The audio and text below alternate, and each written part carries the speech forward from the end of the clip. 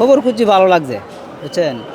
মানে উনি একটা দেশপ্রেমিক, দেশের জন্য অনেক কিছু করতে চাইছে কিন্তু করতে পারছে না, উনি হায়াতে দিছে না। এবং মানুষের তো পশু হইতে পারে, এটা বলার ভুল। এখন কী কম মনের ব্যাপার, মনে অনেক দুঃখ।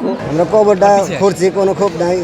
মাশাআল্লাহ খুব সুন্দর হয়েছে কবরটা, অনেক সুন্দর হয়েছে। এবার কবর কোনো জায়গায় হয় না। এই কবরটা কাটলাম খুব সুন্দরভাবে, কোনো অস্থিরও লাগে নাই। এই একবারে স্বাধীন মতো কাটছি আমি কবর। আমরা যখন কবর বহুত কাটছি, মনে হয় মাসে মনে হয় 1000-এর উপরে যায়।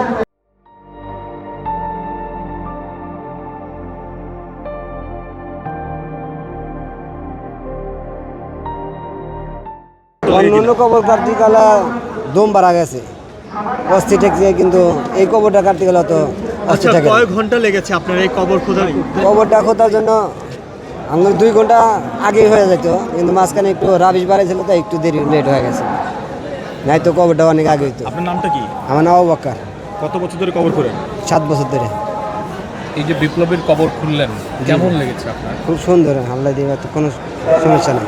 কবর খুঁড়তে গিয়ে অনেক সময় অনেক কিছু হ্যাঁ হ্যাঁ, অনেক সমস্যা, কিন্তু এরা কোনো সমস্যা নাই। আলহামদুলিল্লাহ, ওনার কবর কাটতে ভালো লাগছে আপনার। অনেকগুলা কবর কাটছি, তার চেয়েও ভালো লাগছে আপনার।